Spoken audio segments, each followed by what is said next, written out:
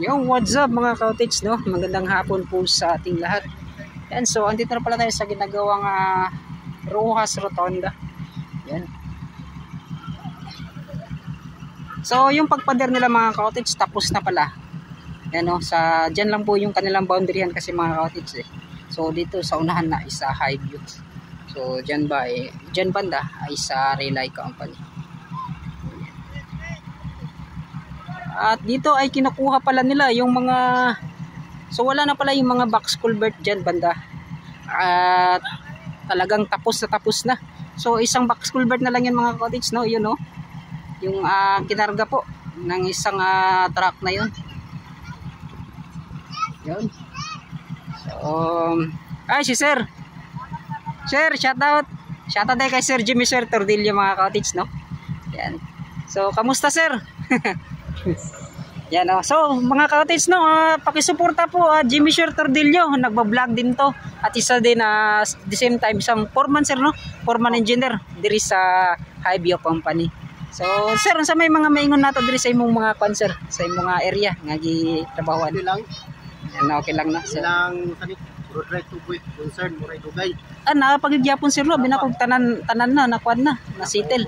Nasitel jud. Nalagi, no, napayuban kay pato day mga nabilin sir, so mao pa tong mga kwan jud, mga gahi-gahi pa. Mga nabilin ka, wala pa na bulipid. Pero ang kani sir, no, kanang isa gid dira ka balay yung sumay mga kwan niya mo dira kana nabilin nga isa ka balay diri sa sulod. Wala siya kining NHC concern. So wala pa na nasitel sa NHC.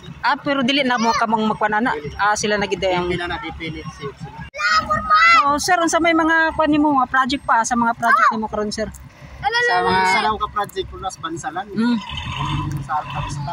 So yes sir. Pagka ginaana lang na. Ako dire kanaw pa.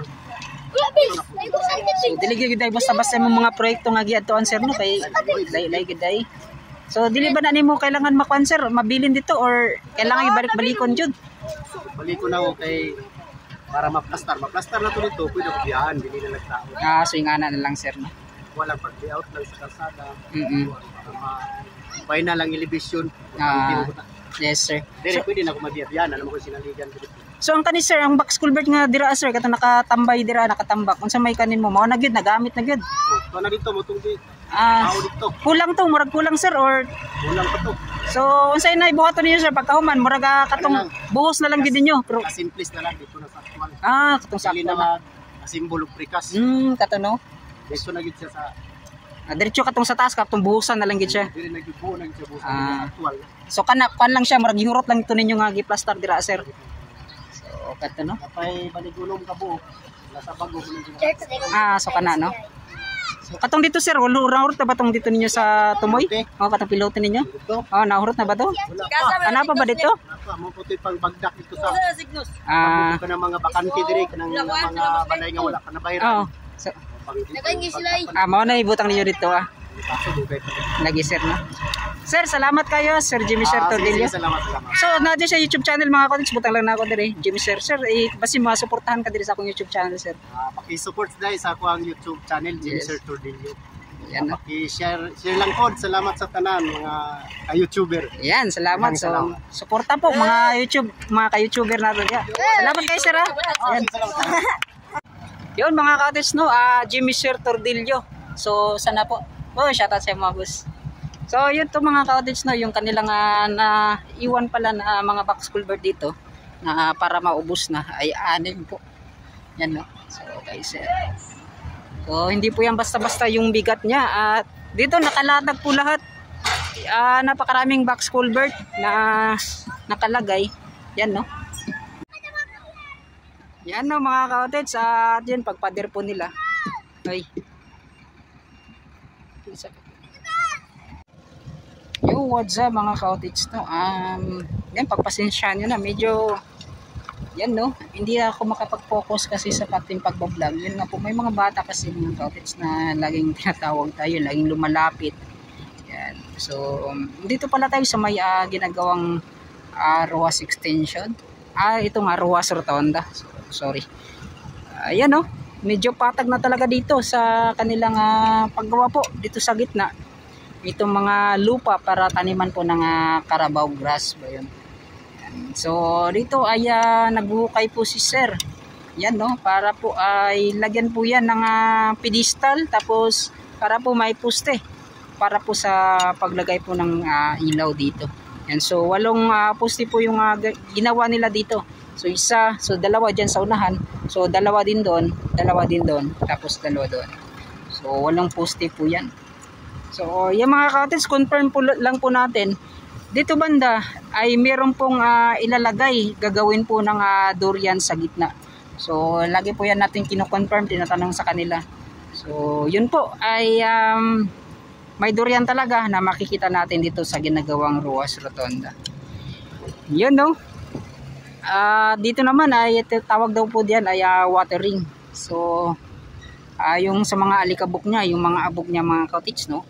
So yan po yung purpose po niya. Kapag dumadaan kasi yung mga truck dito ay grabe, sobra kayo kaabog. Yan. So doon naman ay nagpipison. Yan. Para sa daanan na to. So sobrang ganda, maganda po yung kanilang pagkagawa dito.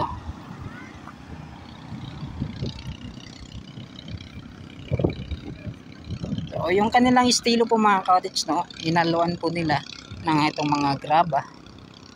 Yan.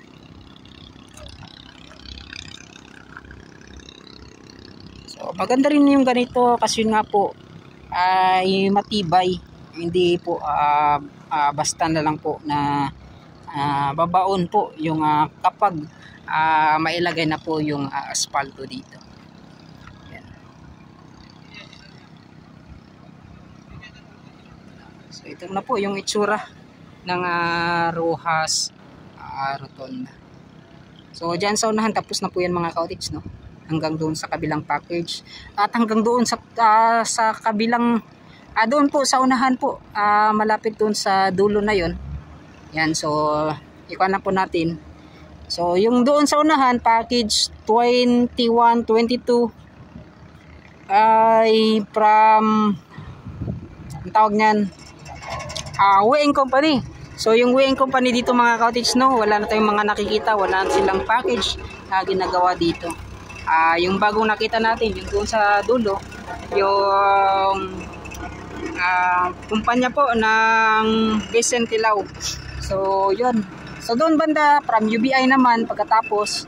So dito sa unahan yan, so karugtong po nito ay sa Mac Builders. So dito na po yung relay. So sa unahan sa ginagawang extension ay Hy-Veo Company. So ganoon po mga cottage no, yung mga kumpanya na mga nagtatrabaho dito.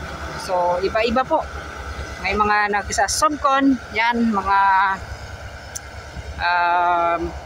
iba tawag niyan pinakyawan. So ganun po yung mga proseso ng mga nagtatrabaho dito. So lahat po ay nabigyan yung mga maliliit na kumpanya or yung mga nasa bahay lang, tapos yung mga nag-apply mga yung mga walang trabaho nandun lang sa kanilang bahay tapos nag-apply dito, nakakuha ng pinakyawan. So ganoon po mga cottage no, marami po yung mga nabigyan ng trabaho dito sa ginagawang Davao Coastal Road. Yo. So watering po daw yung tawag ng mga ganitong pagbuhos po nila ng tubig. Dahil yun nga po ay kapag dadaan, inuulit ko, yung mga